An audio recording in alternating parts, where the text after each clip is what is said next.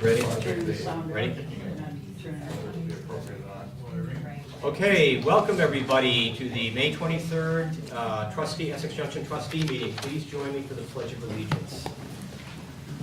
I pledge allegiance to the flag of the United States of America and to the republic for which it stands, one nation, under God, indivisible, with liberty and justice for all. Welcome everybody, and if you haven't signed in, please do so. First order of business, Pat, do we have some additions, changes to the agenda? Yes, we do, sir. Okay. There are 3 pieces of paper where you sit. One of them is a memo from Trustee Brown regarding adoption of a revised FYE 18 capital plan. Okay. Another is from me regarding update on recruitment and selection. And the one that's before you is accurate. I misspelled the individual's name on the original one, and I said that she is acting town manager, and that was wrong. It was acting town manager, so I got my tenses wrong. Okay. Called to my attention, so thank you. Okay. And last but not least is a wonderful article from VPR regarding our neighborhood celebration Right. that will be starting up. It's Neighbors Day. It will be the first annual, so we have that as well for information. All of these items, well, 2 of these items are in a reading file, and Andrew's is old business. All right, right. And I want to acknowledge and welcome two members of the Select Board, Irene and Max, and Linda, State Representative Linda Myers, and other esteemed folks in the audience as well. We got to have a move. So do I hear a motion to put these into? I move we approve the agenda as amended. Second. Any discussion? All in favor? Aye. Aye. And I wanted to note that Trustee Elaine Sobchak is not going to be joining us tonight, and I'm not sure if Lori is just a little late, or I'm feeling a little guilty that I didn't see an email from her, I didn't but see any, we didn't get any notice, so I don't know if she is just maybe late showing up. Okay. She doesn't think that the legislature's still in session by any chance. No, she should know, right? So, okay. Okay, so let's, first order of business, comments from people in the audience for something that's not on the agenda tonight. Any questions or comments? Okay, hearing none, we will move on to the next order of business, which is a presentation by Mr. Fred Kenny, Director of the Vermont Economic Progress Council, and he is going to enlighten us about TIF districts. Welcome, Fred. Thank you. It's a pleasure to be here. I'm Fred Kenny, Executive Director of the Vermont Economic Progress Council. Thanks for inviting me here tonight. Good to be out in the community instead of down in the State House, in my office, frankly. But it's just thank you for inviting me to come try to explain how TIF districts work. I got a lot of information in this presentation, because it's built for any audience. So there's some things that won't be, as interesting to a community as they are to others. But I'll try to get through it quickly and get to questions. And if you don't have a copy, there are copies of the slide pack right there if you need it. So I'll get right into it. VEPC is a state board that's primarily appointed by the governor. There's 9 members appointed by the governor from all around the state, citizens appointed from all around the state. And then there's a designee from the House of Representatives and a designee from the Senate that sit on the VEPC board. And the board's responsible for administering a couple of different state programs, primarily that have to do with incentivizing economic activity. One is a business incentive program called the Vermont Employment Growth Incentive Program, and the other is what we're going to talk about tonight, tax increment financing, which is an incentive for communities to help them build infrastructure that will cause economic development and development in their towns.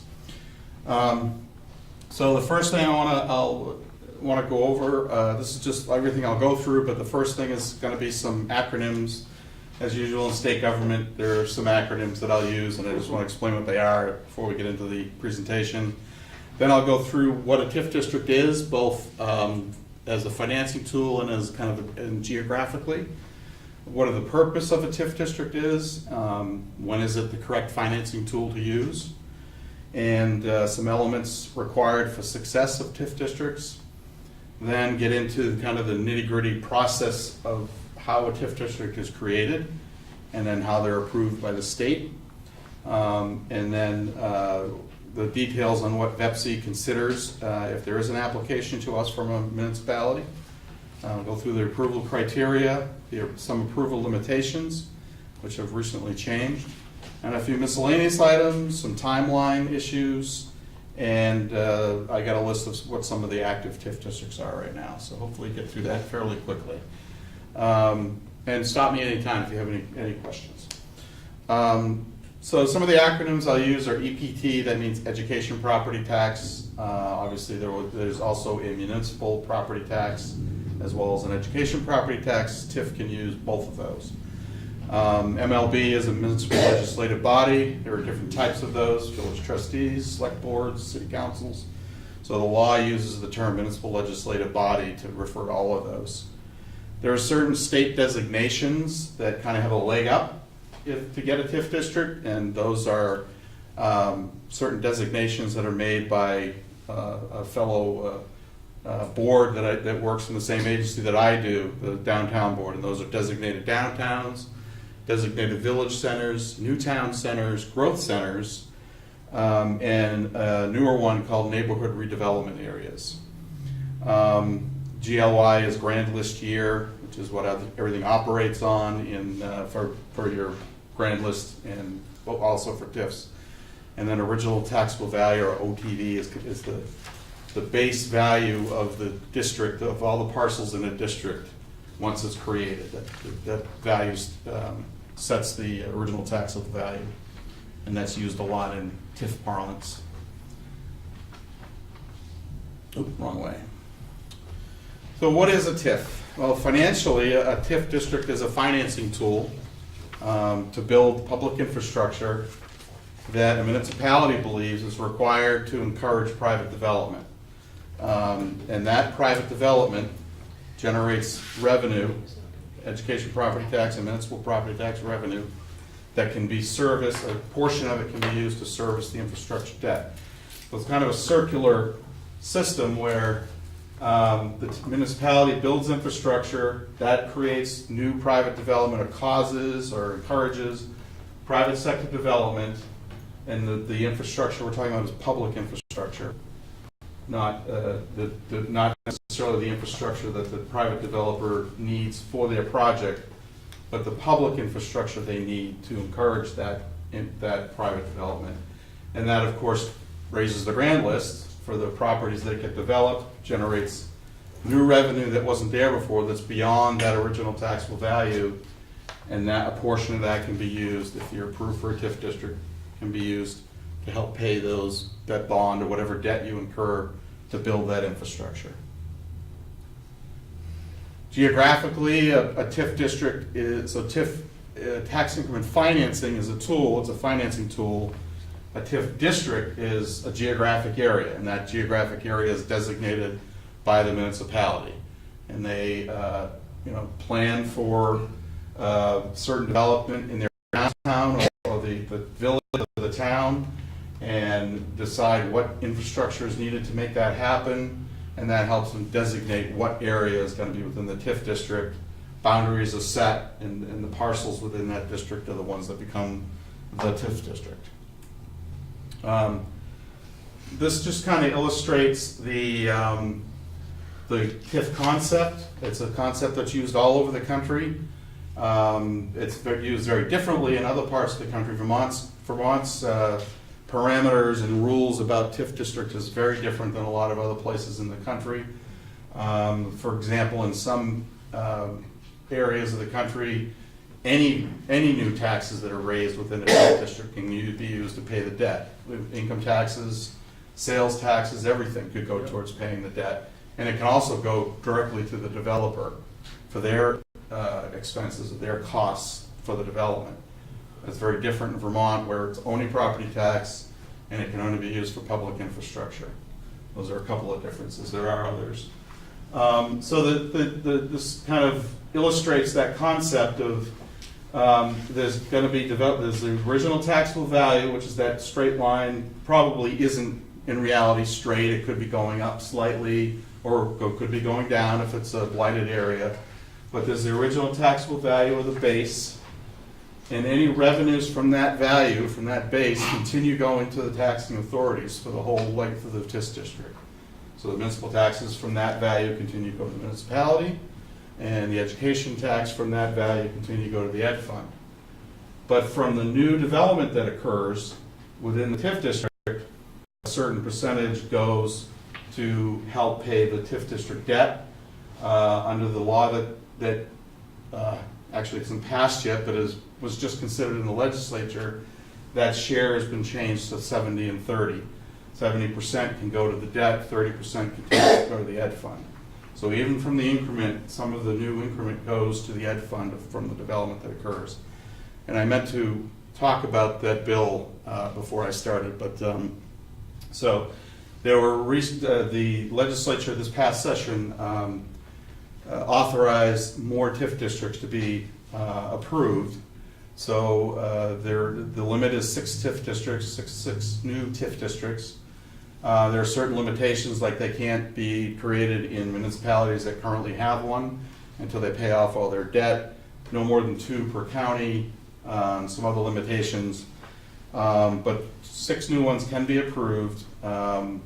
And so we're looking at probably 6 new applications over the next couple of years from municipalities for a TIF district. However, the bill that is in, S-135, the bill that allows more TIF districts, was tied at the last minute, tied to the budget issue that occurred.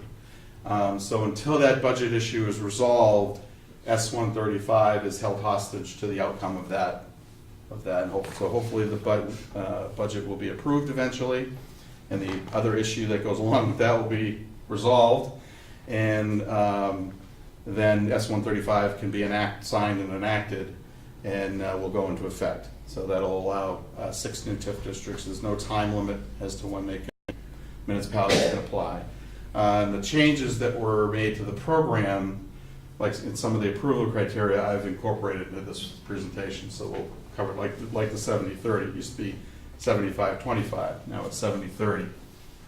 On the municipal side, this slide only represents the education side. On the municipal side, it used to be that the municipality had to do at least what you were doing on the education side. So if you were doing 75-30-25 on the education side, you had to do at least 75-25 of your municipal increment, the share. But the legislation that just passed mandates at least 85% on the municipal side now. You can do more if you want. Some communities have done that with their TIF districts. 100% of the increment on the municipal revenue all goes to pay the TIF debt and related costs. So this is just an illustration of how it works. So you can see that over time, the grand list value of the area that's been designated as a TIF district goes up because it's being developed. So, and then after a certain length of time, 20 years by Vermont law, the municipality can no longer retain that increment that they've been retaining for 20 years to pay the debt, and all the new revenue goes to the ed fund and to the municipality. So the theory is that by allowing this over a period of time, the ed fund is going to get more revenue in the end. It's a way to increase revenues to the ed fund without raising tax rates. And just some of the timelines that play into that. Voters approve, once it's created locally and approved by VEPC, and I'll get into the details of how that happens, voters have to approve each instance of debt that the municipality would like to incur, and that can happen for up to 10 years, during the first 10 years of the life of the TIF district. And then the municipality obviously builds and improves the public infrastructure that they were talking about doing. They've got approval from the voters to do that. They've gone to VEPC and got approval. So then they go forward and start building out the infrastructure that's required. And that can take longer than 10 years, but normally it's about during that time. And then the private development happens, either new development or rehabilitation of existing properties. And that can happen right up till, until the 20-year retention period is over. But then when the 20-year retention period is over, you stop retaining the increment, but you continue paying your debt. So the debt can go on as long as the municipality decides they're gonna bond for it. If it's a 30-year bond, obviously it's gonna take longer to pay it off. So you've retained that increment for 20 years, it's in a TIF account, and can only be used to pay the debt that was incurred to build out the infrastructure for the TIF district. So the purpose of a TIF district, you probably can, figure that out from what we just went through, but in statute, the statute actually expresses what the legislature believes the purpose of a TIF district should be. Generally, it's to provide revenue beyond the normal municipal budgets and existing debt capacity of the municipality, to develop public infrastructure that'll encourage private sector development or redevelopment. And how that gets figured out is it all plays out in the approval criteria. Like, we have to look at certain things to figure out that, this is infrastructure that's gonna help cause certain development. And, the municipality makes the case that they just, you can't incur any further debt beyond your current debt load to get the project that you want to occur. And the statute specifically requires that the infrastructure improvements serve the TIF district. They don't have to be in the TIF district, but they have to serve it. A good example I always use is, well, what if, in order to get the development you need more water capacity, and your water capacity comes from a water tower or something. Well, you don't want that in the middle of town. It might be off somewhere else in Colchester or something, but it feeds the town and can, the increased capacity of that water tower can be paid for if it's serving the TIF district. And it has to stimulate private sector development and or redevelopment. And the development has to provide some employment opportunities, improve and broaden the tax base. I mean, that's the whole idea of a TIF district. And the development has to enhance the economic vitality of the municipality, the region, or the state. So those are the statutory purposes of a TIF district beyond kind of the concept that I just covered. So when is it the appropriate tool to use? It's not always going to be the case that a municipality needs to do a TIF district just to get infrastructure.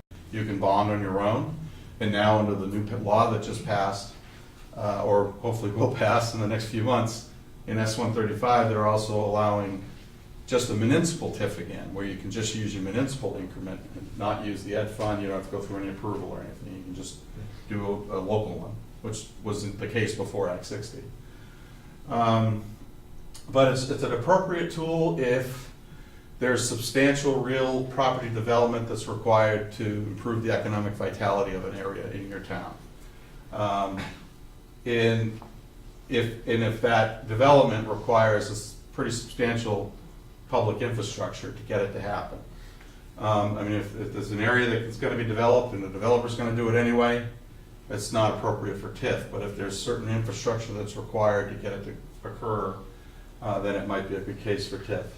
And the cost of the public infrastructure has to be beyond the municipality's current budgetary and debt capacity. And the real property development has to be able to generate adequate incremental property tax revenue to service the debt. You don't want to get yourself in a situation where you build infrastructure and what's getting built won't generate enough increment to help you pay the debt, or it's all public buildings or non-taxable buildings or something. That's something you have to be very careful about.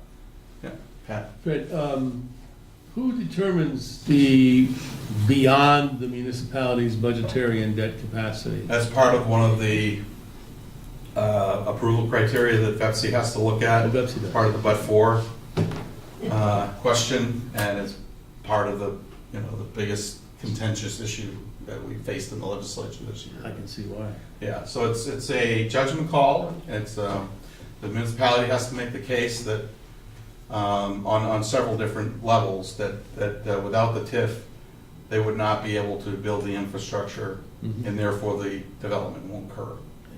Thank you.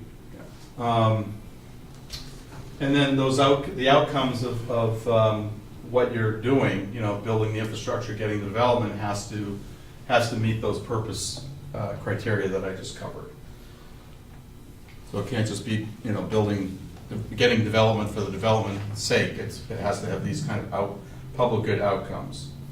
And not only the ones that are contained in the purpose statement, stimulate development, broaden, provide employment opportunities, but also there's public good outcomes that are part of the approval criteria, where you have to meet a certain number of them.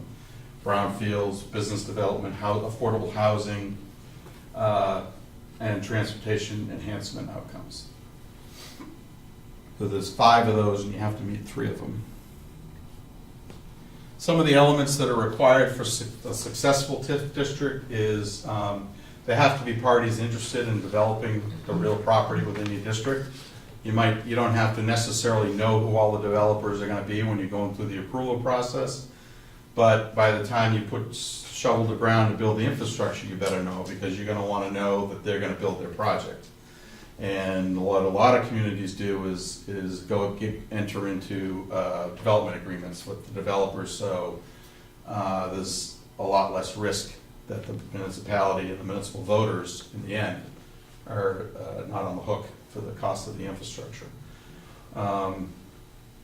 So because although in TIF, it's the education increment that's helping pay for the debt, if the increment doesn't happen because the development doesn't occur, it's the municipality that's on the hook.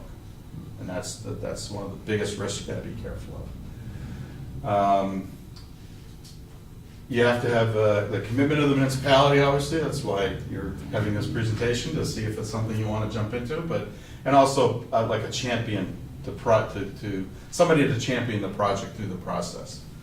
That could be a developer, it could be somebody in the municipality, but usually, from what I've seen, if there's someone in the municipality that takes the bull by the horns and really works the project and works the TIF district, they're much more successful. And then you have to have the capacity to track and implement the TIF district. It's it's another layer of financial tracking and bookkeeping that has to be done by the municipality.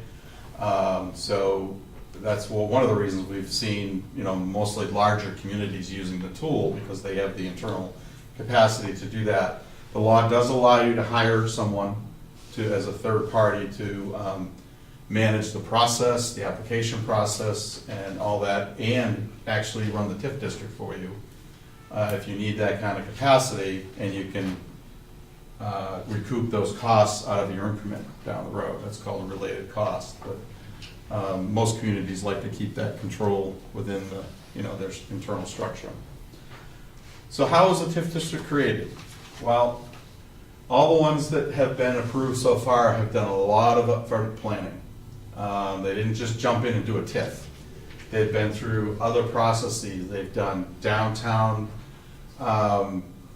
plans. They've done transportation plans. They've done studies on transportation capacity and development capacity. They've gone through a lot of different activities and planning processes before they went into TIF, because TIF isn't a planning tool, it's a development tool. So it's the kind of the end game. And most of the communities have gone through the process of one of those state designations, like a designated downtown or a growth center. Not just because it's an easy way to meet the location criteria for a TIF district, but where those are the areas we want development to occur anyway. And it just helps to kind of coalesce the community around a plan and an outcome. But once you've done all that, and you guys have probably already done a lot of that kind of activity anyway up to this point, but then you develop a TIF plan. Then all the elements of what have to be in a TIF plan is in statute and in the materials that we put out. But it has to walk through, what is the development you expect to occur, what's the infrastructure you need to either build or rehabilitate or improve to get that to happen. And then, of course, all the finances of it. You have to make some projections about the increment that the development will generate down the road. And then, once a plan is ready, the legislative body of the municipality adopts that plan. You have to do public notice and properly held public hearing on the TIF plan. Then the body has to do a finding of purpose that you think doing this meets the purpose in statute. You adopt the TIF plan and create the TIF district all in one vote. And then at the same time, you have to pledge that 85% of the municipal increment towards the project. Then it gets recorded with the town clerk, and that's the local process to create the TIF district. So VEPC doesn't create TIF districts, municipalities do. Our role is to approve, once you've done all that, to approve your use of the incremental education property tax, because it's gonna meet certain public outcomes that we're covering. So you can also designate that coordinating agency that I talked about if you want to. And then the adoption of the plan and creation of the TIF district starts the clock running. And we'll cover what those time periods are in a minute, but there's things that have to happen within a certain amount of time once you create the TIF district. So then once you've done that, I usually come to town to meet with you and go over what you need to do to file an application. You submit a letter of intent to VEPC within 60 days of when you'll file your application. And then you file an application with VEPC. And those are filed always the first Friday of each month. We meet monthly. And then the VEPC board takes up your application, and it usually takes 3 to 4 meetings, which means 3 to 4 months, because we meet monthly. What happens during that time is the VEPC board actually comes to the community. They'll meet in the community, hold a monthly meeting in the community, do a tour of the proposed TIF district, hold their own public hearing on just the TIF issue, and get a presentation by the municipality. Then there's a couple more meetings to work through all the details. We do our own analysis. We have a third party do analysis of the financials, some of the technical stuff, like, is transportation really enhanced by the outcomes of the TIF district, things like that. And then you have to do a separate financing plan. The TIF district plan is a broad plan about why you need a TIF district and what it's going to involve, but then you have to do a financing plan on what your debt is going to be. And that can be filed at the same time as an application or plan, or you can file it later. So you can get the plan done, get that in, get that approved, and then as you're getting closer to the time that you're going to actually incur debt, you can file a financing plan and have that approved. That usually only takes 1 meeting.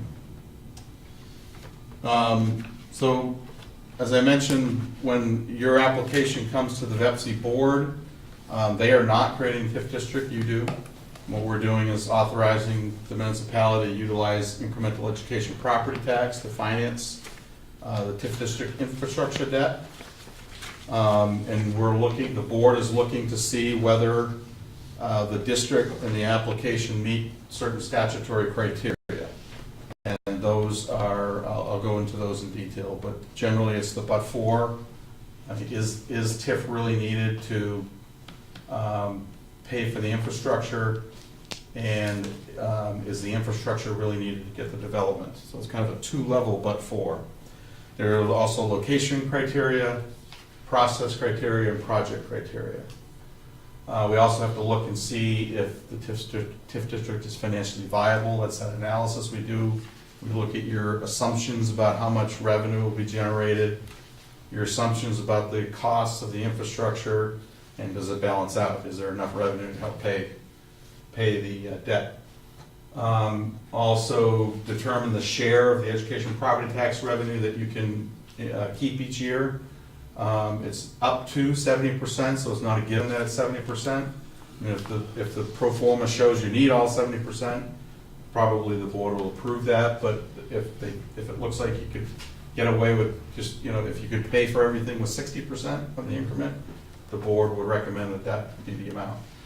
Also looking at whether the district has market viability, and that has to do with the kind of development that you're talking about occurring. Is there evidence that that can be absorbed into your community, or will it just sit there empty?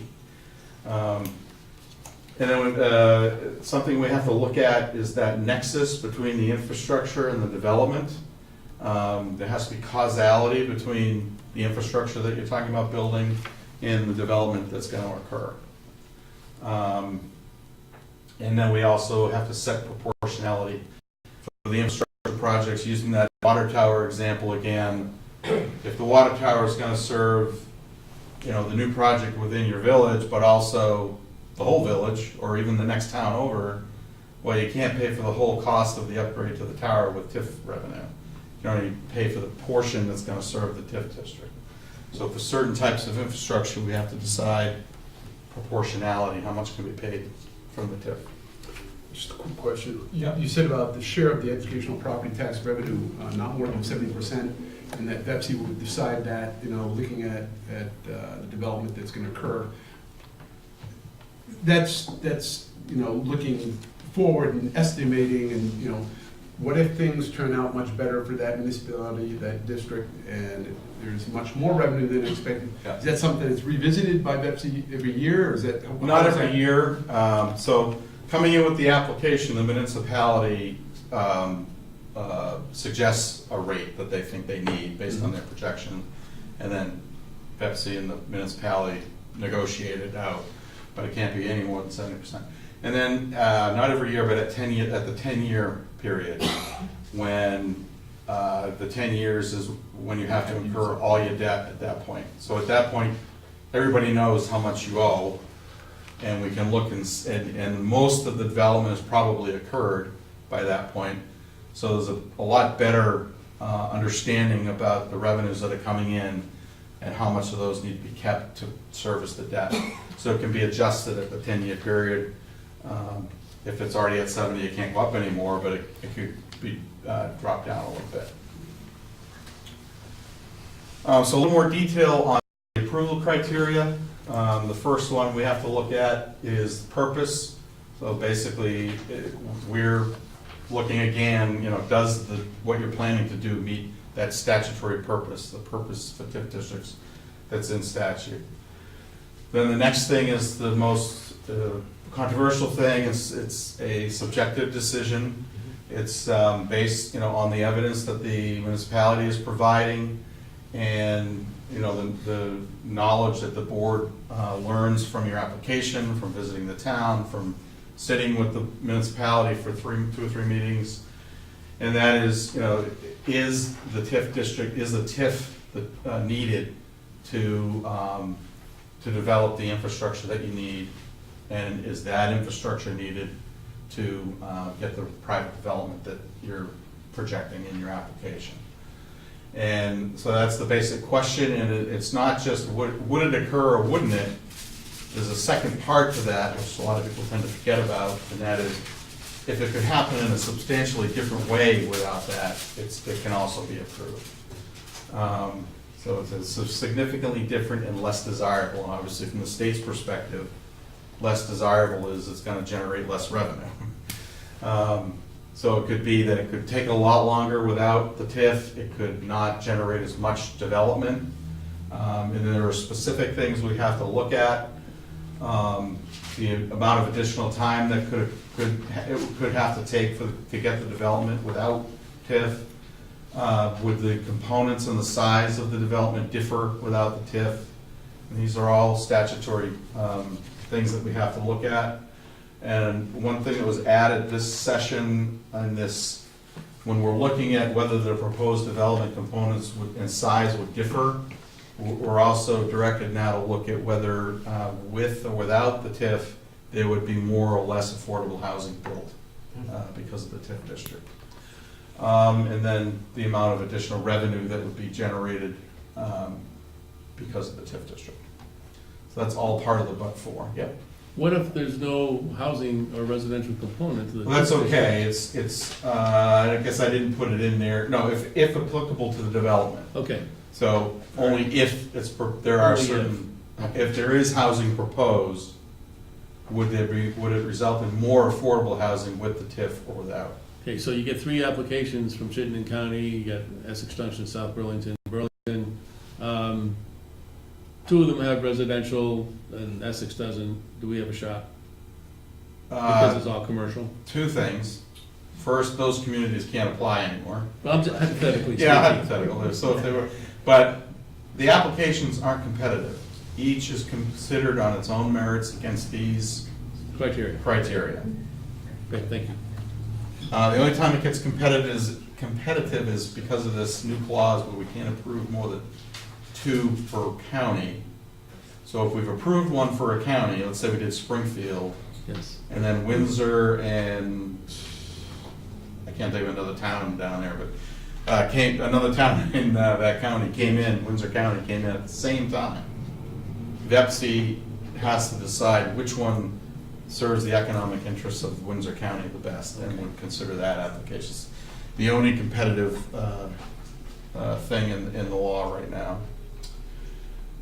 So the next criteria we look at are the process criteria, and this is just did the municipality follow the law and walk through all the steps that you have to go through to create the TIF district correctly.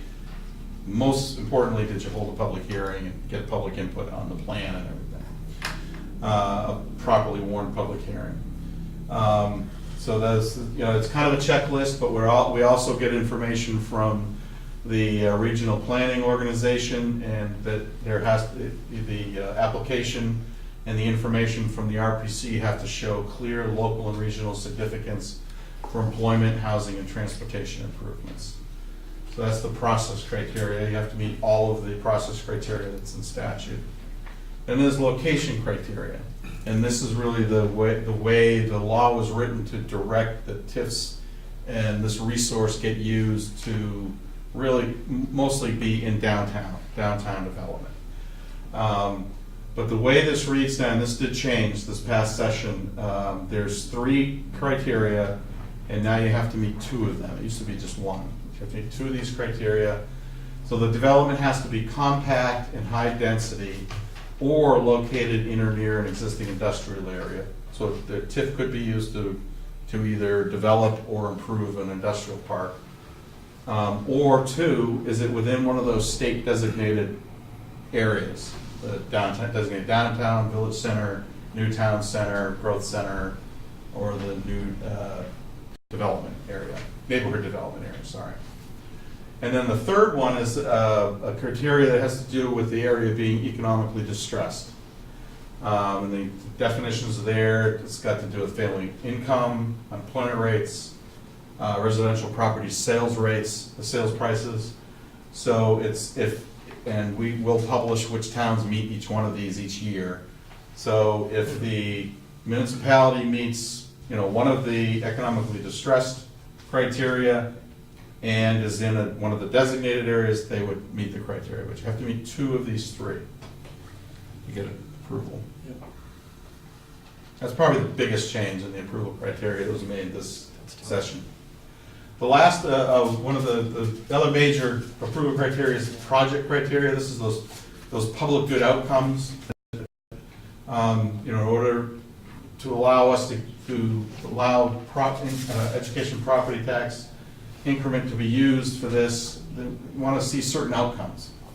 And in addition to meeting the purpose statement in law, you have to meet 3 of these 5 project criteria. So the first one is need. It's almost just like the but-for, but it's a little more specific about the investment being above and over and above the normal municipal operating of bonded debt.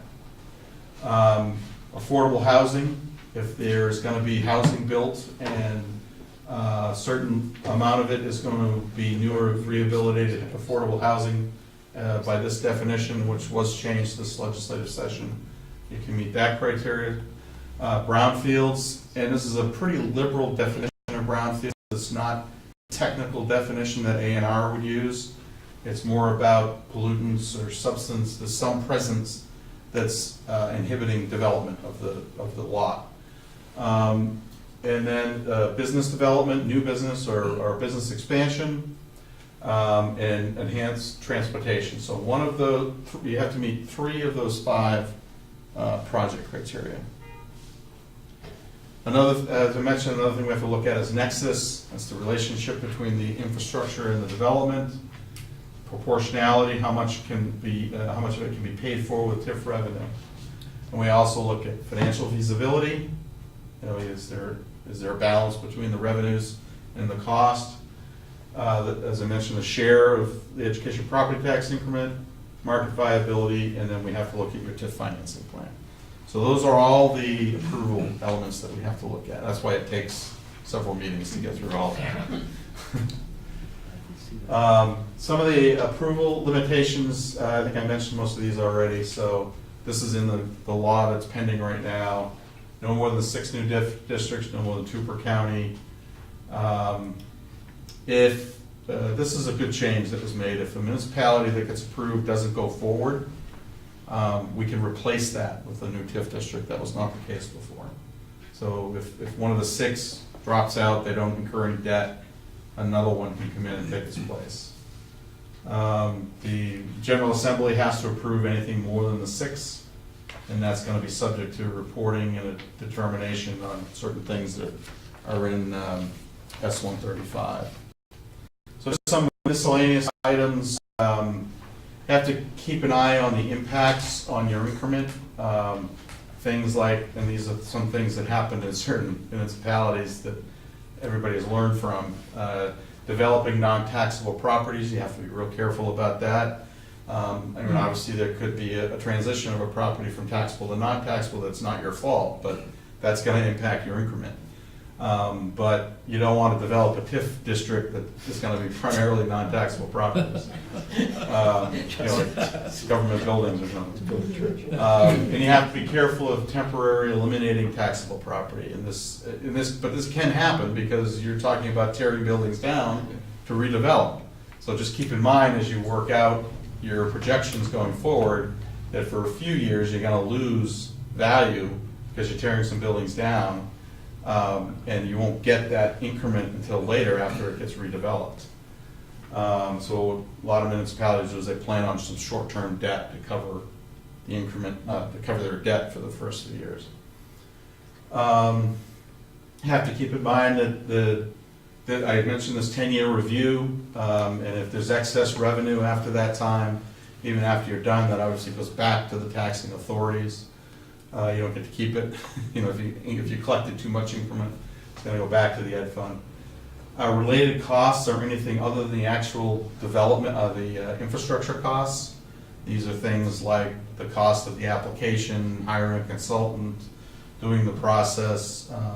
Any of those things are related costs. You can pay for those with the increment, but you have to, just like the debt, you have to have those approved by the voters. We did have an application fee because of the third-party analysis. I'm not sure we're going to need that this time around because we have a guy in-house that can do a lot of this analysis now, but we have to decide on that. There is reporting, like with any state program. There's a level of reporting and tracking that you have to do. There's annual reporting to the state, and we publish an annual report to the legislature. Any debt instruments are allowed, not just bonds. You can borrow from the bank if you want. You can use commercial debt. You can do anything you want, but whatever you do, you have to get it approved by the voters. It doesn't matter, in state law and in the municipal statute, it's really only bonds that you have to go to the voters for, but under TIF, any debt you incur has to go to the voters. And the cap is 6, as I mentioned, and just have to watch that queue. And if we're at 5, just keep that in mind. And there's only one more after that. So this just shows kind of where the revenue goes, how it's split up with that 70-30. Actually, this is still at 75-25. I haven't adjusted this yet, but it just shows how the increment flows to your general fund, to the education fund, and to the TIF fund. So I won't get into a lot of detail on that, but So some of the timelines, we've talked about this pre-planning time, then there's the time for local adoption, the time it takes to get approval on the state level. So you're talking probably a year there. It could be less. The debt period is important. You have to incur debt, the first debt, within 5 years. And that, once you incur that first debt, that triggers the 20-year retention period. So from the date you create the TIF district, you have 5 years to incur debt. And then any debt you incur for the first 10 years for the TIF district can be paid for with TIF increment. And as I said, you have to get voter approval regardless of the type. Voter approval does not equal incurred. Those triggers are triggered by when you sign the debt instrument, not when the voters vote on it. You have to get the vote to approve you to sign it, and then once you do, that's what triggers the fact that you've incurred debt. And that retention period, as I mentioned, it goes for 20 years. You can retain the municipal increment right away if you want, and for as long as you want. But the education side, it's 20 years starting when you incur the first debt. Let's see. Okay, my slide. So these are the existing TIF districts in the state right now. And we can approve 6 more. Any questions? Just one on the last slide. Are they all progressing along as VEPC has predicted during the application process? I would say it's the way they predicted. But the way they predicted, yeah. No, not all equal. The St. Albans TIF is very successful and got off to a really good start and has a lot of increment already. Yeah. Milton's going a little slower, and they're probably not going to do all their infrastructure projects that they planned on. Barry's going along very well. Hartford's going along really well. And I don't know if you go to the annual downtown celebration, the historic and downtown thing that the Agency of Commerce holds, but it's in Hartford this year, highlighting their TIF district. And I should mention that a lot of these municipalities have put together a lot of tools to make this happen. It's not just TIF. TIF isn't the panacea. It's used together with downtown tax credits, historic tax credits, new market tax credits from the feds a lot of times, and those are for the developers, of course, but then the municipalities also go after state and federal transportation funds and whatever other resources there are, A&R funds for brownfields, and to make the projects work. South Burlington is just getting started. They just incurred their first debt and haven't even started yet. And Burlington's just getting started on the downtown one. Their waterfront one has been in existence for years. And the one that's not on there that's done, the one retired TIF district is Newport, was an industrial park, and that one is done, retired their debt, paid their debt, and they've got a great industrial park that's got 2 new businesses in it. The value went from like $58,000 to $3 million. Wow. In value for the property. So Thank small you. but successful. Yeah, thank you. That's Yeah. good. Fred, I just, a couple other questions, but one of the, looking at the 2 Burlingtons, South Burlington and Winooski, you're talking about, the others are sort of, in my sense, in my view anyway, maybe this isn't right, but I look at St. Albans and Hartford, they're kind of isolated, but you're looking at this concentrated in Chittenden County. Do you know, when you're looking at and calculating the potential for success and increment, that seems like a tougher situation looking at Chittenden County, because in a sense they're going to be competing with each other. We may think that something's going to succeed, but its success might take away from the success of a neighboring TIF district. Do you understand what I'm saying? I do. And that's why for those particular ones, well, I should say that some of these existed long before VEPC was Yes. given the process of approving these at the state level. The Burlington waterfront, Winooski, and the Newport one that I talked about were all in existence and grandfathered in. Right. So we didn't have any role in approving them, but the Burlington one, the South Burlington one, the market studies were very important for those, so we could see that what they were planning, that could be absorbed, and it was realistic, both for where they are and the space they have available and the timeline that they were talking about. With the others, the market studies, and probably for the ones we're gonna see outside of Junction County, that's a little less important. I wouldn't minimize it too much, but it's, if they could get any development in Rutland or Bennington or Right. Springfield, it's gonna be welcome and probably would do a good job of infill for those downtowns. Other questions? Anyone in the audience? You're welcome to jump in now. Yeah. Go ahead, Lynn. Colchester had a TIF district, but they gave it up. Right. So that was the other one that was in Chittenden County. And it's a good example. There's a couple things happen there, but it's a good example of the municipality being aware of what was going on with their developers and knowing that they got it approved just before the downturn in the economy. And one quadrant, it was 4 quadrants around Severn's Corners that was going to be developed. And they just, they were in touch with their developers, the developers that were going to do that, and the developers said, "We're not going forward. The economy is just not right now." Right. And they got to the point in the schedule where they had to incur debt or Fisher, what's that expression? Cut bait. Cut bait. Fisher cut bait. So they cut bait.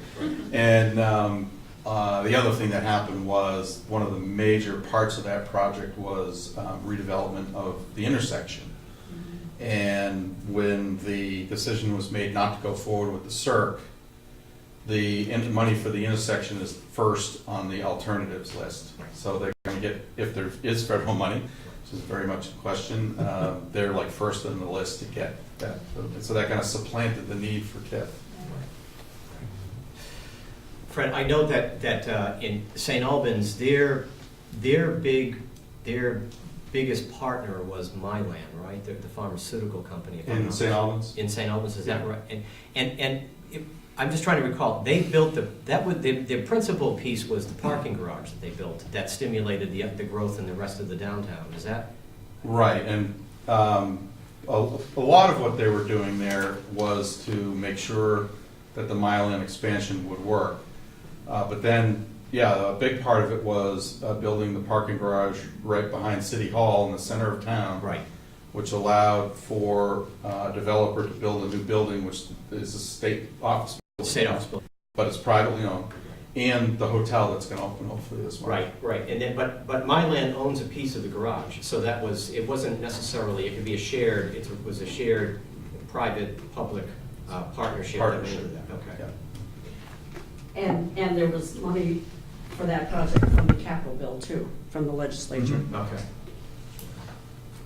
Yeah, it's like, most of these projects, it's not just TIF, they're bringing together a lot of bunch of resources. different to make pieces, that. right. And so are the developers. Right. Just one other question. What are some, can you just give a sense of some of the, maybe just ballpark, some of the largest and some of the smallest? Size or dollars? Yes, in dollars. Yeah. Not in size, well. Let's see, the South Burlington one, I believe, has the biggest infrastructure cost attached to it. Whether they end up doing all that infrastructure or not, it remains to be seen. One of the big projects is a pedestrian bridge over I-89, Right. which they'll get a lot of federal money for if it goes forward. But I believe that's the biggest one dollar-wise. I mean, there's a lot of dollars to look at, is it? Right. But I'm talking about the cost of infrastructure. Right. And then the smallest, I believe, is Barry, which was some parking to finish out their, they did a lot of improvements downtown anyway, but they had a brownfield and some parking they needed, again, for a state office building, partly. Right. So that's the two ends of the spectrum. It's like a difference of, I think, South Burlington is estimating, I think it's 60 or 70 million in infrastructure, and Barry was only like 9 or 10. What are some of the metrics you use, Fred, when you look at debt to budget ratios or any of those kind of things that you guys look at Yeah. to determine? Well, exactly that. We look at debt to budget, we look at your capital budget, we look at your, all the debt that's already on the books for the municipality. Those are the main things. So many things. Yeah. Has any of the TIF districts midway through run across hard times economically, and some of the developers or some of the businesses sort of went under and left? But if that did happen, what would the community is still on the hook for the debt? Right. So there's no equity, or there's no increment. None of them that I'm aware of, and some of them, as I mentioned, are in their infancy right now. South Sure. Burlington downtown, are brand new. But none of them have experienced the developers not going forward to the degree that they're not getting the increment that they need. Milton is making some adjustments. It's both time-related and development-related. But they're having to make some adjustments where they're deciding not to do some of the infrastructure that they thought they would do. But they're still getting plenty of increment to pay the debt that they have incurred. Is there any hope to dream that these projects would enjoy some favored nation status because it's education fund money, and thereby keeping, or at least giving a stiff arm to the traditional critics of development, like Conservation Law Foundation or others? Just dreaming here. But is there any preference given? Is there any, Kind of favored nation status for these projects that, the municipality is going on a hook for a large amount of money, and there's gonna be a couple of wins, and everybody, like even the state is gonna benefit. right, yeah. Can the state sort of limit who has standing in these projects? Like which municipalities? No, the critics to growth, the people who stop growth, the people who, Oh, No, I think that all that is still in play. I mean, okay. I figured as much, I'm just dreaming. there's no pass on any permitting or anything with TIF. There is for, if you've got a state designation, like a designated downtown, new neighborhood development, so if you have that, there are some passes on, not a pass, there's waivers on Okay. some Act 250. No, in fact, some of those organizations were very involved when the TIF legislation was first being updated in 2004, and then again in like 2012. There were big changes made to the law. Mostly the location criteria. They were very involved in how that location criteria got developed. And there was actually a provision, there was a fourth location criteria that allowed the Milton town core TIF district to be approved, and then it went away. So nobody else can do one like that one anymore. Lucky Bill. Okay. So, Thank you. You said 6 more could be established now with the new legislation. The existing TIF districts or active TIF districts, what is the timeframe on retirement of debt and going so that, obviously, we can have 6 more than the existing, Yeah. but I'm wondering when will there be an opening for another, or do you have any idea that's? the two things are separate. I mean, like even if we approved all 6, Right. and then one of these retired their debt, we But- couldn't approve another one because of that. In the counties, per county, Yeah. you can't, once these are done, it's always gonna be only at 6. Yeah, the only way that comes into play is these municipalities can't apply for one of the 6 new ones Okay, until they paid off their debt, and none of them are close. but it won't matter, because if there's 2 in the county, we're limited. But these 6 don't Uh, count. Correct, yeah, these existing ones don't count against the 2 in the county. Okay, all right, all right. 6 each. So basically what it comes down to is 2 communities in Chittenden County, other than these, could Okay, apply. okay. Irene? May I ask where the trustees are in this process? Are you just exploring what these are, or do you actually have a street in mind, or? We don't have a street in Just mind. curious. I think we've been looking at this in the past as a potential development tool for the village center. You know, we went up to St. Albans and looked at what they did, and it'd be one piece of probably a bunch of things, but that, at the time we were considering it, it was sort of in limbo, what was gonna happen to the whole program. And now, since it's been started up again, we decided to see what the criteria are and to see if this is something we want to revisit. And if I can just, in terms Yeah. of the pre-planning piece, so I mean, the Design Five Corners, for instance, some of this pre-planning work has already been done. Yeah, exactly. Certainly not all of it. Yeah.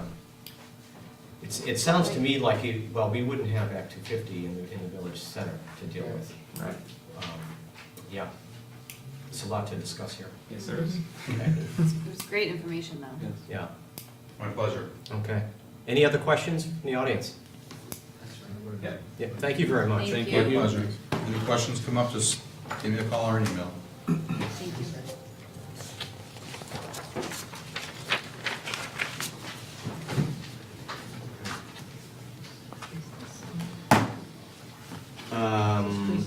So we are on to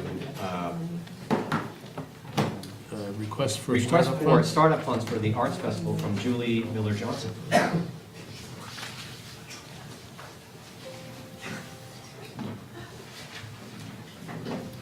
Welcome, Julie. Thank you. Come on up and join us, thanks.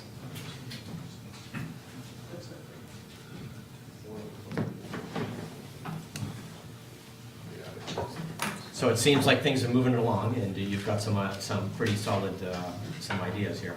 Yeah, I thought maybe just for the purpose of members of the audience who Yep. weren't here last time, I would just reiterate what this is.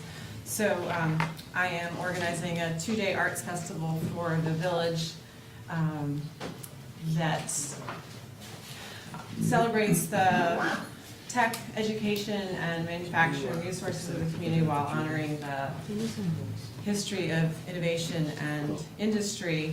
It's an economic development and arts project that we are running out of the Essex Hub, which is a 501c3. This is a first ever project. It's intended to be an annual project.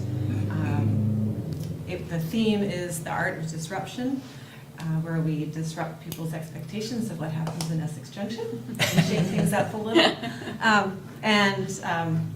We disrupt people's expectations of the STEM fields, because we're calling this STEAM Fest, which is science, technology, engineering, arts, and math.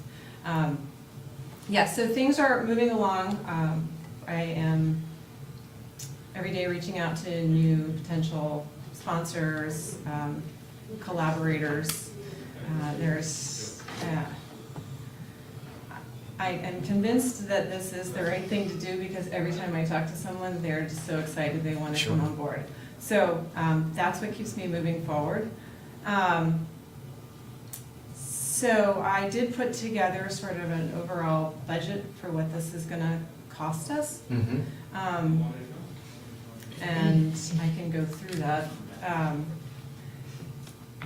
So in order of most expensive items to least, I have Vermont Mini Maker Fair, which is the organization that runs the Mini Maker Fair across the state.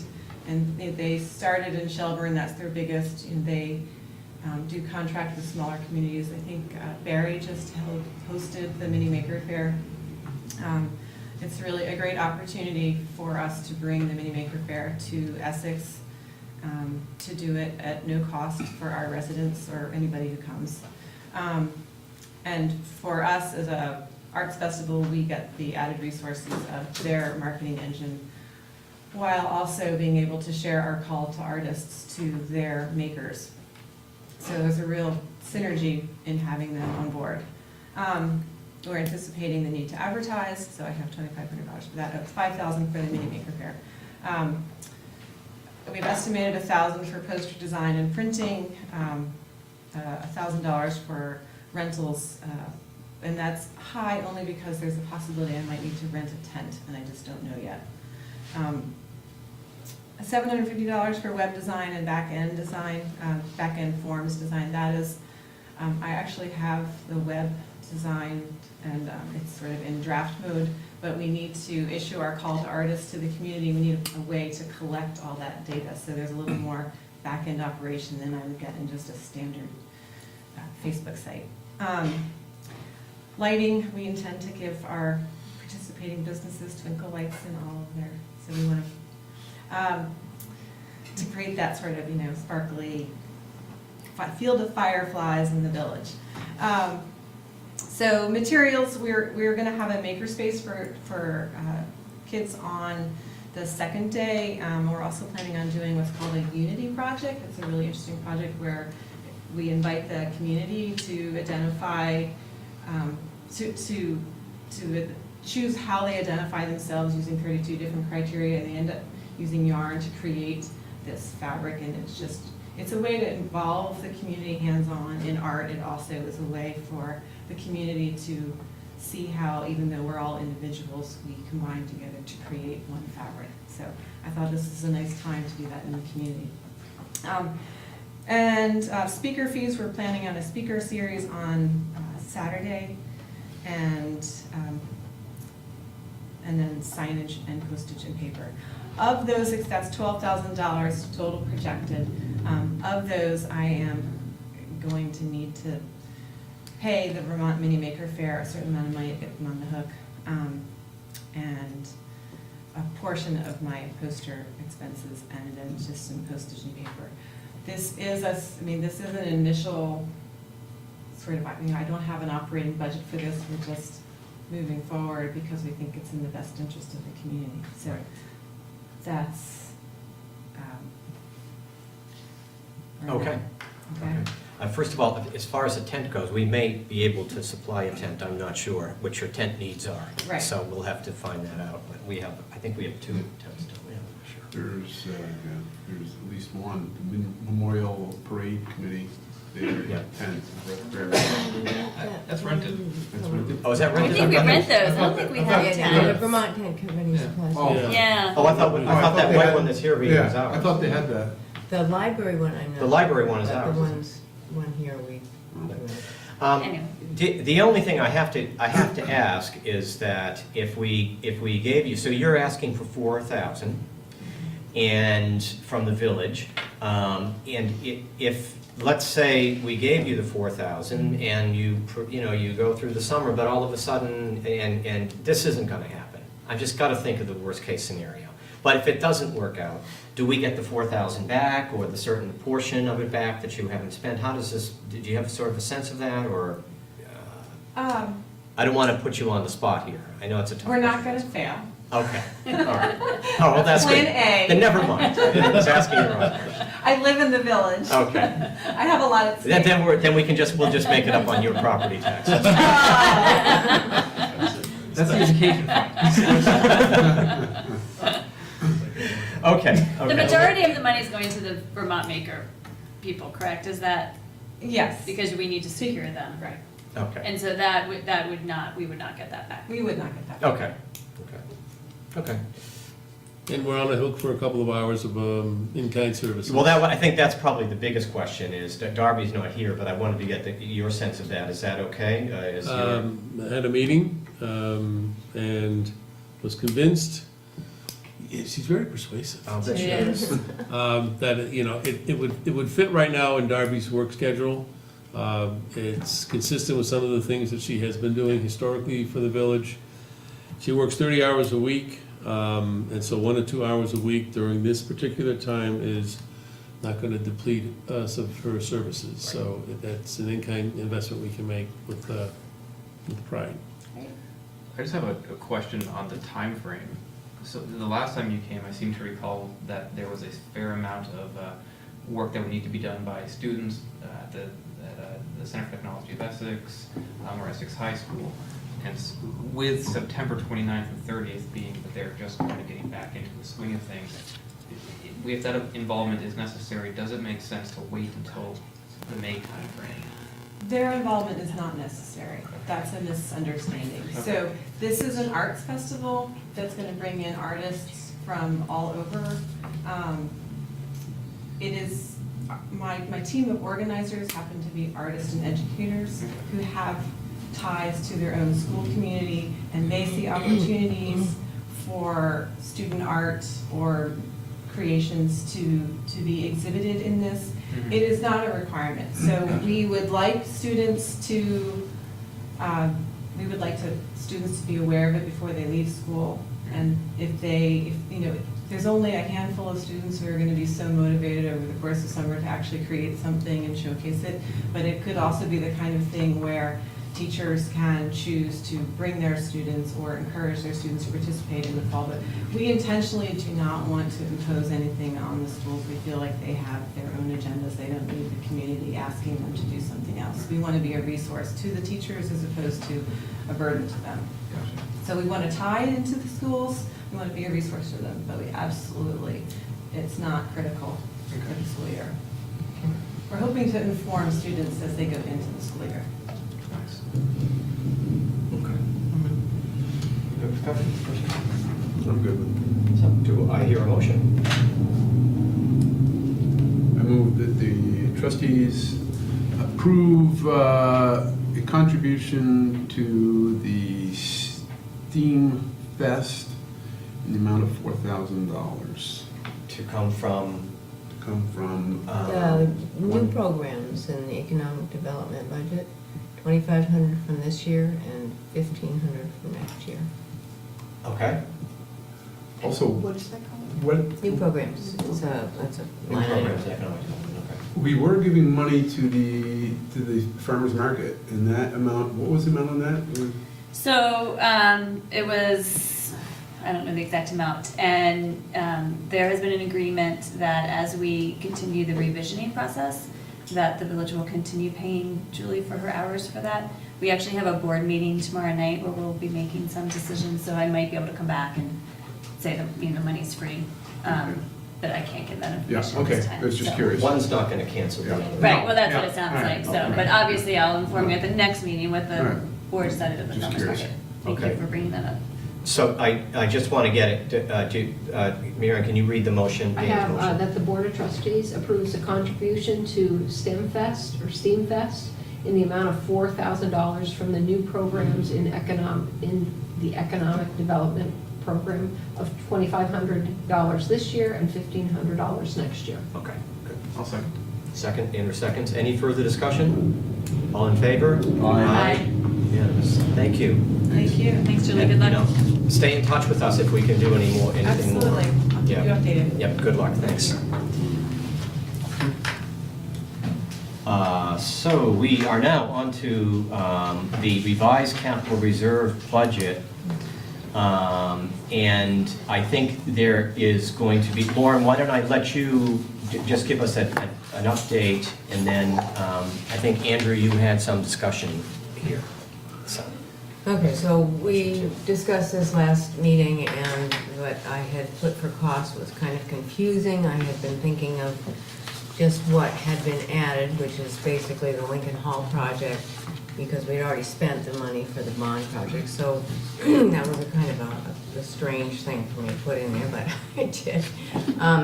So I re-looked at it and just looked at comparing the two years of the capital budget, the FY18 and the FY19, as it was originally presented with, as it would be as revised, and we're actually at a savings of $162,000.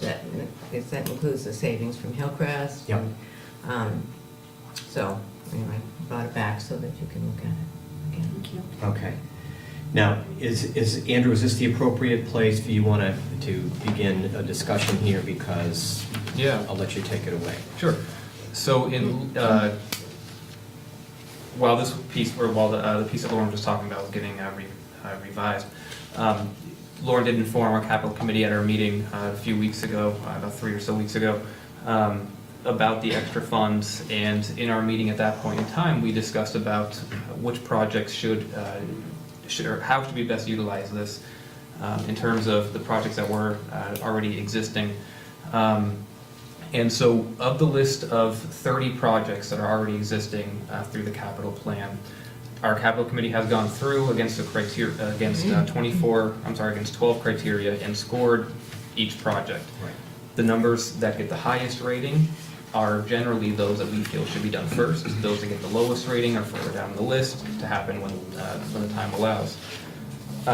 Of those projects, I'm trying to recall from what I had written, and let me also apologize for this is what happens when you stay up way past your bedtime as you try to get this done. That's okay.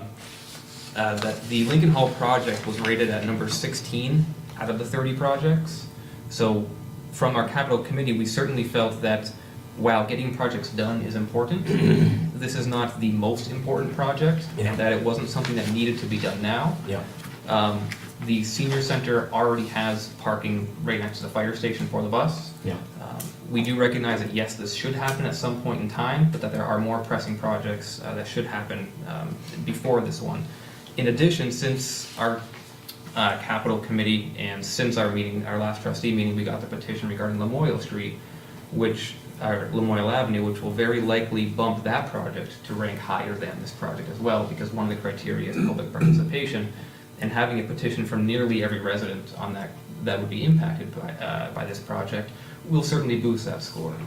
So this may end up being the 17th out of 30 projects. Yeah, there's a lot more detail within the memo. Yeah, But yeah, I saw that. Yep. What's the percentage of citizen participation in the ranking process? Slim to none. That was one of the things that we joke about on a regular basis, and unfortunately is a joke about, is how there are generally every single chair being empty. Some exceptions include the Hillcrest Sidewalk project, where we had to pull down some of the extra chairs. And I wouldn't say standing room only, but certainly there was some significant participation. The individuals on South Street, the project that we refer to as GGG, the two residents who live right there and are impacted have come. Outside of that, it is generally empty. So. Right, but I was thinking of, and I'm sorry, because I've only been to one of the meetings, that there's over 300 seniors, and on a small street that's going to require total and absolute reconstruction. Yep. You're weighing $42,000, or close to $1 million for Lamoille Street, 750 to $1 million probably. And I think So, the petition speaks volumes, and I don't have to run for reelection, so it's a good thing for me. I'm just trying to understand the weight of the citizen participation, and it's coming to the meetings to articulate a position, right? Is that not necessarily coming to the meetings, it's writing petitions, it is emailing and or calling committee members, it's letting the village staff know, who then inform us about the desire. The Lincoln Hall project did get a few point boost, because we do know that it was something that has been mentioned by village staff as something that would like to be done. So every project gets a base score of 12. We gave Lincoln Hall project 14 because of a couple of points, which, trust me, that can make or break a difference It can. between a few spots. But the public participation piece is one of the highest scoring components. Right, thank you. Yep. Go ahead. I'm sorry. No, go ahead. Can you just remind me what the Lincoln Hall project is?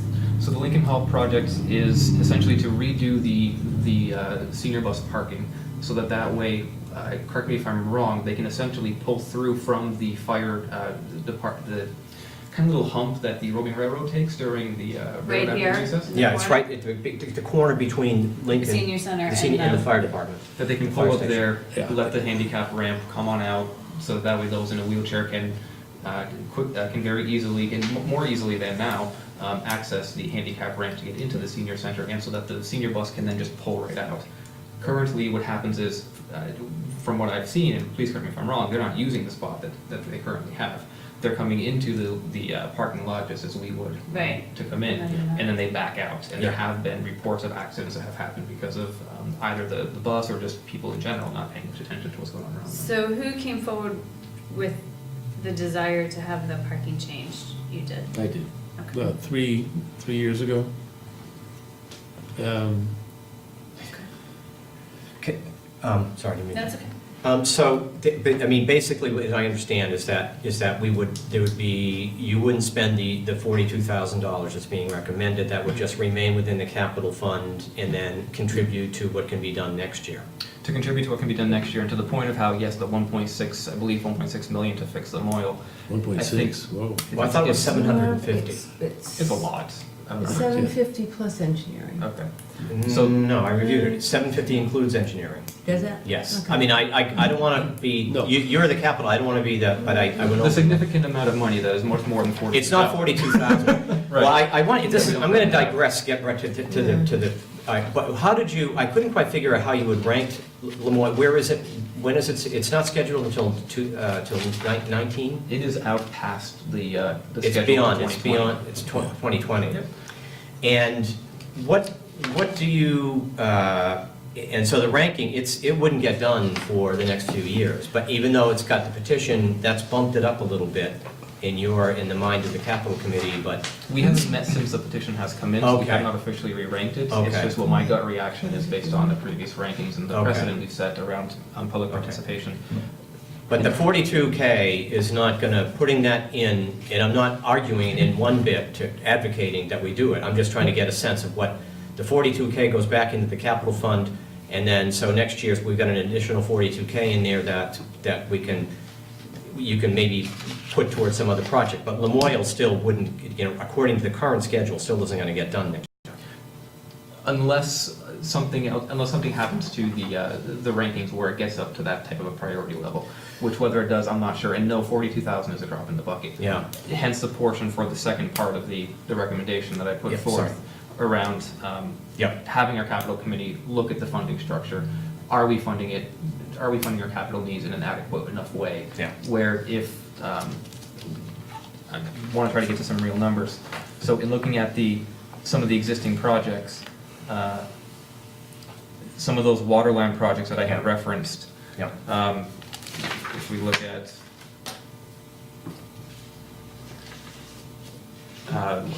so project AA, so that's a sidewalk project to help get to Global Foundries. Mhm. That's just one portion of it, is $287,000. Mm-hmm. The other part of that project is $198,000. The water lines, so the Central Street water line, $1.2 million, almost $1.3 million. Mm-hmm. The project of water line at Pearl Street to Susie Wilson's, $333,000. And the last one I reference of the West Street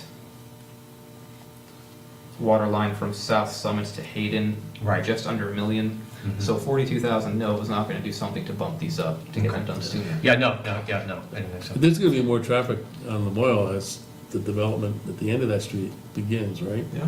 It's a one-way street, I mean, it's a dead-end street though.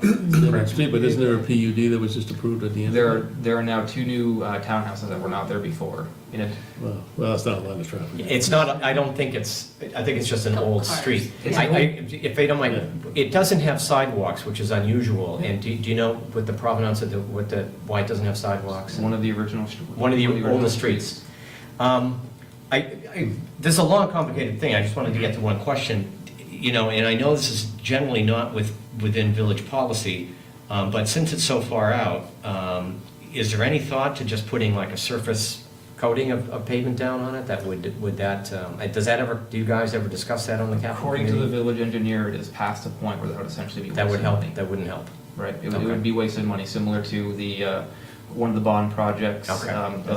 Yeah. Okay, that's helpful. Yeah. That's good. I'm sorry, I've had a long day, so I'm not really following this.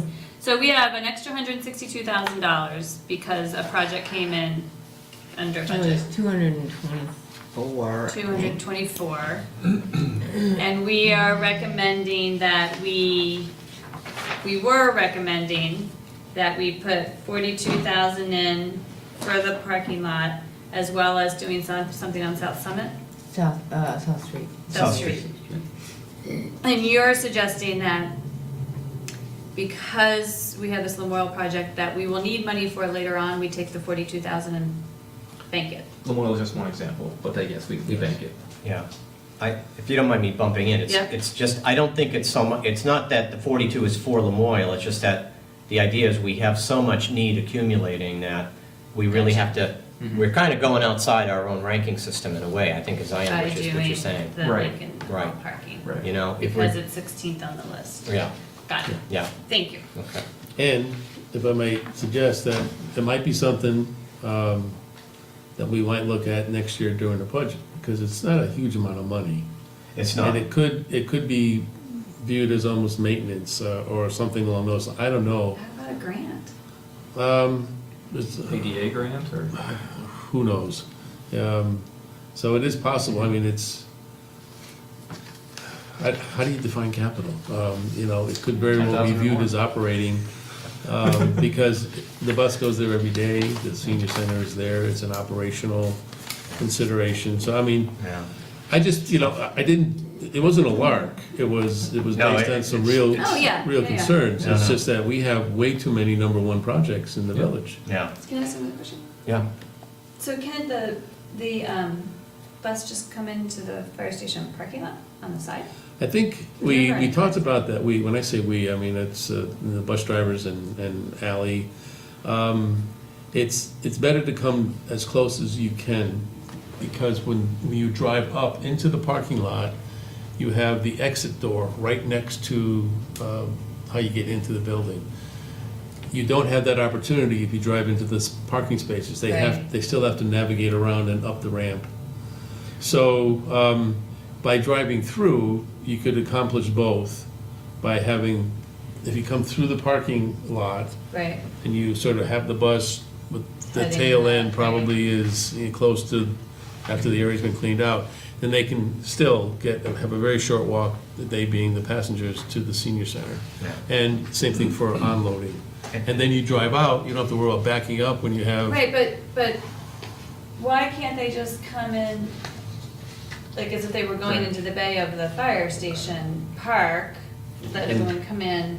We And did discuss with this, that- we did discuss this in Yeah. capital committee. Oh, One of the- okay. One of the issues was that, before my time on the board, there was a conscious decision to put the bump in, right at the junction of the two yeah, buildings, so there's that a way people bump wouldn't there. drive through. Yes. And that was a safety problem too. Right. Sure. Yep, So yeah. zipping right unless through. there's something, if there's a possibility of putting a barrier, one of those giant steel poles, something there to also help stop that, and then just flatten it out. Or the other thing you could do is put in another entrance to the senior center on that side. There's also that. So, That'd be a little pricier, I think. I don't know. I don't know, just to put, Well, not, we've had doors out of door. Ramps and Historic- getting into historic that historic building. building, who knows? anywho, Might be one I'm there not trying and to it got be covered up and you just argumentative, put it covered. just That building's been rebuilt so many times. You pull the siding off, there's probably a door there. So I guess I'm happy we have and I respect the rating system that we have. And I think if we start going off of it, what's the good of it? So I would say if it's 16th, it's 16th. That's my opinion. Yeah, I say I'd respect your recommendation. I think you're on that committee for a reason, and they're looking at this stuff for a reason, so. It's unrelated to, unfortunately, it's unrelated to Lamoille Street. I wish we could do something, but I know there's a ton of streets in Indian Acres that are about the same age that really need some work on them too. Dan? I agree with you, what you're saying and everything. The only issue I have is with the rating system Andrew, you're talking about, is the public input, and you're saying that, so if enough people come out and speak up in support of a project, it bumps it up the list. So if Pat or whatever can get the seniors to go out there, and there's, what you said, 300 people. I didn't say it for that reason. I'm not saying, I'm just telling you. Yes, And absolutely. it could be any other And then we can project, have I'm that just saying, conversation. but that's the issue. And as we've discussed, that's an issue that can happen at village meeting or town meeting. Yep. If you get enough passionate people out there to push one little issue, they can move so that when, like we're talking about, the safety factors or the potential loss or cost to the village, say with water lines breaking, as we've experienced on Maple Street in the last year. Yep. Those issues are overridden or overlooked to appease a certain, or whatever, to I hear what you're saying, I would disagree that they're being overlooked. Yeah. No, not overlooked, I'm just saying that they're put in a low, they're not, they don't rise to the same level because based on, we got some passionate people out here, they're gonna move their project forward. That's the only issue I can see. I think you're just looking at it, as I understand, you're looking at a bunch of criteria, you're not just looking at one, and Right. that adds a little bit of weight to it. I mean, if people have two streets in relative, in failing condition, and one group says, yeah, we can live with this, and the other group is adamant, then that might, yeah. Yeah, So it's I balanced. mean, I don't know how you account for public input, you have to make some. Well, I think you can, I think you do, you look at it, but I think public input, more or less, public input, I look at it and I receive it and take it in consideration. Yeah. But I think of public good more than public input, because on any board I've been on, oftentimes you said that no one shows up. When I was on the planning commission for 5 or 6 years, whatever, hardly anybody showed up for our meetings. But I look at things and I think of how is it good for the public as a whole? As we know, Well, that's part of the our ranking. meetings, we don't see, and Yeah, that's what we that's do the as ranking. board, as board members. We try and think of not our personal opinion of what we think is right, but how does the community or everybody as a whole benefit from this? And how will it impact, the potential, impact on the community as a whole? And I that's- said the water lines. And that's the way I kind of look at it, more so. I put a higher value on the public good than just, because the 10 people come out and say something, and we never see 10. I take that in consideration, but I put a higher, my personal opinion, a higher value on the public good as a whole, just because I don't hear from those people. Yeah. And that's essentially why one of the things that we also talk about is how the number is a starting point, the Mhm. number isn't the definition. Correct. So, for example, one of the projects is Old Colchester Road to increase the water line, which would allow for increased economic development. It scored pretty high because it would be a good benefit to the community. At the same time, it's also one of those things that's not necessary. Mhm. It's not going to improve the safety of the people. It's not going to improve the water quality that they're going to get. If anything, it's purely economic development. So while yes, it ranks high, it's something that's going to happen. When it happens, if it happens, would be down the road. Mhm. Okay. There's just not enough money. Right. Yeah, no, I know, Rigorous. it's a struggle every year to figure this out. And, I think the system we have now is an improvement over what we were doing before. Oh, What we certainly. were doing before Certainly. was really just Going hard. tough, yeah. I'll make a motion, and then we can discuss a little more if necessary. So I would recommend that we approve the revised FY18 capital plan as presented with the shift of the South Street drainage project from FY19 to FY18 and the payment on of the uncovered cost of the bond projects. So, in other words, I've left out the addition of the Right. Lincoln Hall project. Second. Second? Okay. So any further discussion on this? Are we good? Okay. All in favor? Aye. Okay, so it's unanimous. And I do think I absolutely believe the senior project is a very worthy project, Yes. but I think we have to try to make some commitment to the residents. So along the lines of the second portion of the recommendation about whether or not there is a desire to have the capital program review committee to look at how we're funding the project, how we're funding the current capital projects. If that's something that the board would like, because it is not something that we were initially charged with. And so we have intentionally, outside of that initial bond, we've intentionally just focused on the existing projects. I think that would be great, personally would think that would be great. I don't know, Dan, Lori? Yeah, absolutely. Yeah, I mean, I think that would be good if you can look at how this is all happening and, probably also the history of how much we're transferring from the general fund every year. Are we, we're trying to keep up, should we be doing more? I hate to think of another bond, but Right. that's why we took the $3.5 million bond out.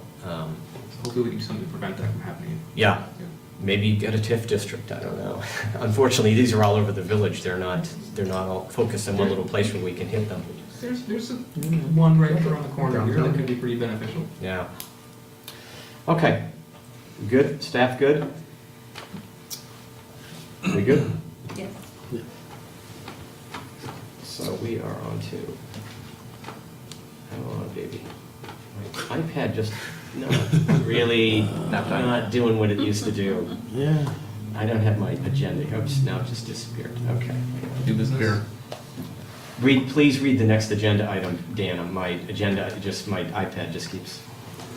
It's Arbor Day? Yeah, approve and sign Arbor Day proclamation. Yeah. Yeah, Darby's not here, she needs some, she doesn't need to be here for this one. So the issue is whether or not you want to issue a proclamation declaring May 5th, 2017 Arbor Day in the village. In order to maintain our status as a Tree City, USA, an official Arbor Day proclamation must be signed each year. And so, this year we did have a celebration of sorts by planting trees, and we also had students assist in this project. So it's recommended that the trustees adopt and sign the proclamation declaring May 5th, 2017 Arbor Day in the village of Essex Junction. Okay. Do I hear a motion? So moved. I'll second. Any further discussion? All in favor? Aye. Okay, Thank you. thank you. And so now we are on to the new association contract, actually the adopt amended general rules and personnel regulations. Well, I think you were right in both. I'm sorry, I meant to, Yeah. I thought it was a contract and now I'm seeing here. But, well, one Yeah, precedes it's the one, they're other. both the same, yeah. Basically, in our organization, we're small and we try to treat everybody approximately equal. And so when the contracts are negotiated and ratified, if there are any differences in the personnel guidelines that basically impact the non-union people, we come before you with the changes with the hope of making everything fairly copacetic throughout the employee ranks. And so that is what is before you. And this document shows the changes, most of which were new language and cleaning up some issues. And the other compensable areas were in vacation days and one new holiday. And then, of course, the pay plan that's always determined by the consultants. So those are the proposals that are before you, and a vote to approve this is a vote to keep everything consistent throughout the ranks of the employees. So, given that little intro, the issue is whether or not to approve the revised Village of Essex Junction general rules and personal regulations. The discussion I had in advance of the issue, and the cost is already been absorbed, so there's no real cost with this particular issue. And so it's recommended that the trustees approve the revised general rules and personnel regs that will be effective July 1st of 2017. Okay, we've been over this several times and reviewed this. So, any discussion or do I hear a motion? Make a motion that we approve the revised general rules and personnel regulations effective July 1st, 2017. Do I hear a second? Second. Andrew, second. Any further discussion? All in favor? Aye. Unanimous. Thank you all. Thank you and thank you for the whole negotiating team on both sides for doing a great job in getting this done. It's really a delight. Yeah. Oh, it was great. It's a very good thing. And I think that the changes represent some good ideas. Okay, we are now on to the manager's report. Yes, a couple of things. Well, one, I usually say I go to a lot of meetings. One of the meetings I've went to since our last gathering was last night, high school. There was an issue that arose with the selectmen that questioned, the school-owned property and where it was going, et cetera. And to that end, the graciousness and generosity of time that was shown to us by Kim Gleason and the Essex School Board, they had a meeting for 45 minutes, designed almost specifically to going over the property that they own, which includes all the property that was in question. And we learned and discussed how it came to be school property, meets and bounds, and who owns what, and how it got to be where it is. And basically, at the end of it, I do believe everybody was quite satisfied who came, that they had a chance to weigh in and to exercise their rights to, ask questions at the public meeting. And I think what I learned a little bit was something I didn't know, was that even though the vote 2 years ago, which was the ratio of 9-1 in favor of the consolidation, which included transfer of property to the new district, the individual school districts still have to adopt a resolution also, implementing that vote by transferring the property to the new school district. And I can't help but wonder if we didn't have this meeting, would they have been provided the incentive to talk to their attorney about the land that they owned? So I think it was a silver lining discussion, even though it didn't start off that way. And Fortuitous. well, it's fortuitous, I think. All right. So they're keeping the property? So, yes, there's nothing, I think there was some confusion that there might have been town-owned property in there. Oh. And I think what happened was, for 2 days, there was a transfer from a developer to the town, and then the town immediately transferred it to the school district. But that was a condition of the planning commission, and since it was part of the town, the lawyer said it had to go to the town until the town could turn around very quickly and give it to where it was intended to go, and that was to the school. So that was, really, I learned that, a pig farm became property of the school, and this is always interesting things when you do history. The other thing to report to you is a little more administrative, and that is July 1st, we're going to be sending out bills for water. What? The end of July. The end of July, we're going to be sending out bills for water, and we're not going to be sending them out the way we normally have, and the whole process is going to be run at 81 Main. And so what will happen is there won't be a process of sending out bills here in this building. That is in part due to the fact that we're converting to one computer system for billing and receiving. And because we have one treasurer and clerk for the 2 municipalities in one office, it's a bit of a problem running back and forth and keeping 2 separate places for billing. And I can't do the rest of the discussion justice, so what did I miss? And do you want to fill in It's any the blanks? collections part that, we'd like to do the collections over at 81 Main. But we have to, so we're in the process of converting to the new billing system. We have to order billing stock, because we're now going to have a letter that we stuff in an envelope, and we need to order that and get it ready. And part of it is we need to put a remit to on address on it. So we need a decision saying that we can do that. We can have them send their checks to 81 Main. So, I don't know what the history has been. The decision, who makes the decision? I do, right? I guess. Yeah. Well, but I don't want to do it in a vacuum. I Right. don't want to do it. The as only a question I surprise. have is this: how many people come into the Lincoln Hall and pay their water bill here now, approximately? Quite a few. Quite a few. Yep. I can guarantee you, just putting a little notice on a letterhead saying, oh, now you gotta come to 81 Main Street, they're not, most of those people, you've got a culture that says, I think it's gonna take a while to make this transition. And so I would recommend, I'll let you guys decide, but I would recommend that if there's some way you can continue to collect the bills here, the way we can continue to collect taxes here, I would do that. What we could Because- do is take checks and stubs. Right, that's what I'm If they've saying. got cash, then they have to go. We Right. could do that and bundle them and. Because you so don't that- want to have people who fight their way into traffic, Right. get a parking spot, come in here, and then told, no, you gotta go up the street there. That's not what we do. But take it this time and say, next time, take it up. Yeah, Yeah. yeah. So I would give it a soft A soft, intro. Soft. Yeah. Year or soft two. opening. But we soft can put it opening. on our Something like check, that. our billing stock, Yeah. so that. Yeah, because it's just gonna take a while to get that, I think. Yeah. Oh, yes, we, My recommendation to you. Otherwise, you're gonna Yes. have some unhappy people. Yeah. yeah, when A we lot of started, unhappy people. And you may want to put it obviously on the website, on the village website. Probably have to send Every notices to everybody.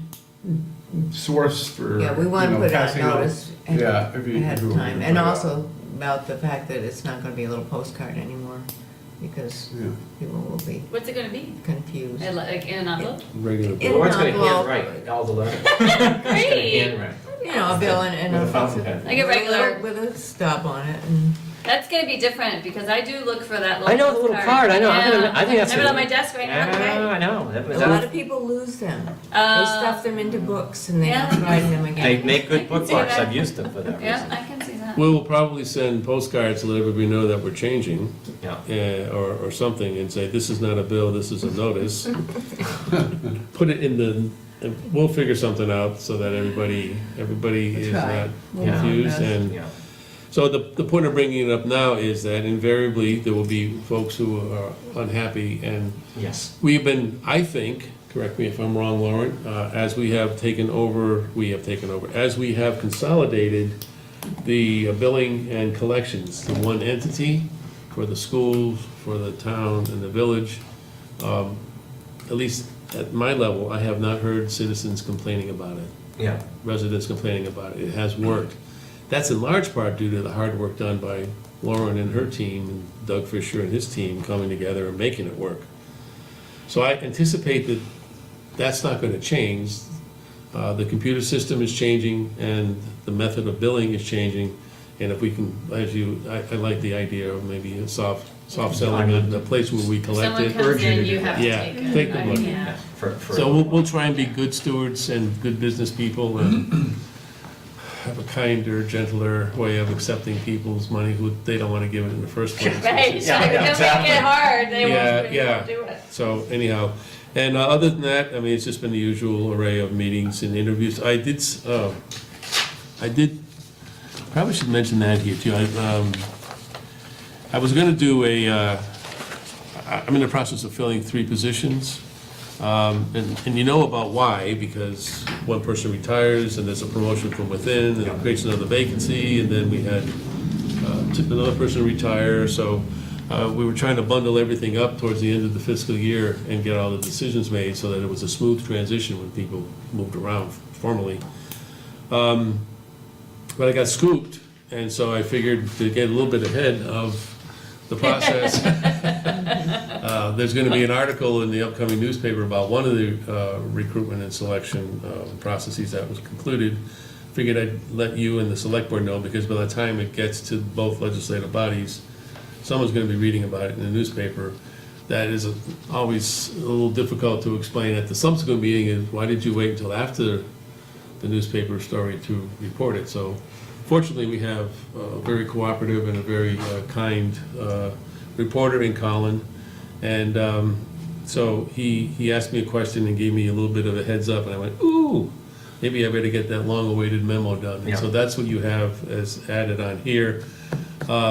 Today, finished interviewing for the planner's position, which is Greg's position. And, throughout the process, we've had some pretty decent candidates, which is very, very good. So it's gonna be a hard decision we're gonna have to make, so didn't wanna make the decision today and say anything tonight because it was too hard to do and we haven't checked the reference yet. But we're close to having everything ready to go for July 1st. The position that I wrote to you about, there was an added benefit of being able to think through a succession plan for Lauren.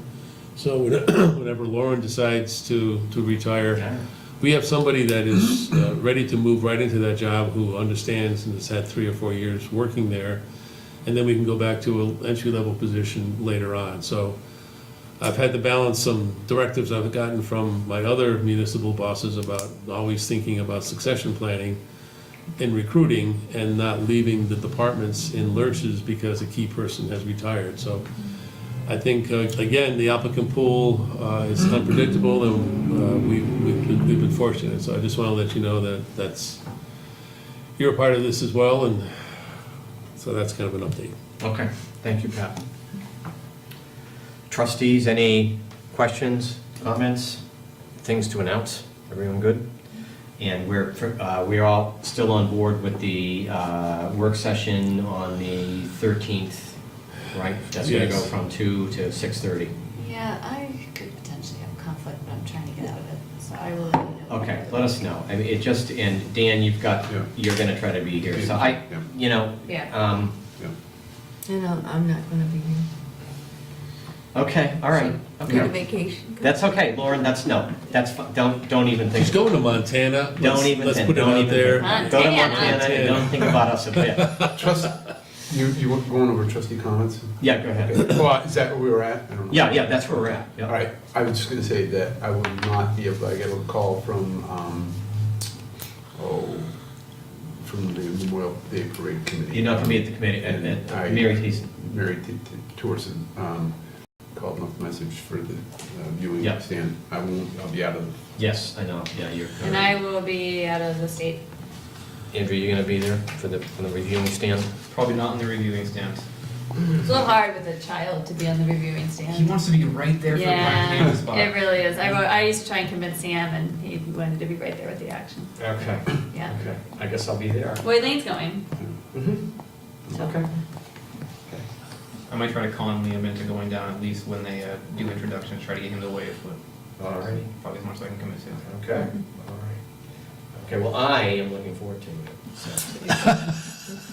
All right, oh, one other comment. yes, I'm very happy with the paving and the stuff that's been going on Park Street so far. This is good. I like what I'm seeing. yeah, yeah. Along those lines, I've received a couple of calls and emails. They're not done, right? No, No, it's no. just, no, it's Okay. just, No, it's the No. same issue that keeps coming up. It looks like they're done, and they haven't put the final coat Right. on. You That's know, what I- and so it looks like there's these big, the manholes are all sticking up Right. like 3 inches, you know, Right. but they haven't put the final but coat. that's, what we have there now is even better than what we had Had before, before, so yeah. I'm happy. Yeah, Yes. okay. Yeah, I spoke with Rick Jones today, and he and the contractor are gonna be walking it as if they were in the parade to make sure everything gets leveled out so that it will be ready for a parade, even though it won't be completed in terms of the overall project, so. Nobody should have, no one will suffer walking, riding in the parade. No floats having to swerve around the manholes. They do that anyway. Well, that's, It's still an improvement from what it was. Yes. Yep. Yeah. Okay, everyone good? So we are on to the reading file. Everyone read the reading file? All righty. And so we are now on to the consent agenda. I'll move we approve the consent agenda. I'll second. Any discussion? All in favor? Aye. Okay, and I will make a motion that the trustees enter into executive session to evaluate public personnel in accordance with 1 VSA Section 313, and to include the manager and finance director if she is interested in staying. Second. Run while you can, Lauren. Second? Yep. All in favor? Any discussion? All in favor? Aye. Okay, and we'll take a short break Do you for have any idea how long? our friends at Channel 17 to No sign off. idea, I have no idea what. Sorry. This is going to be it should be very, like 10 minutes.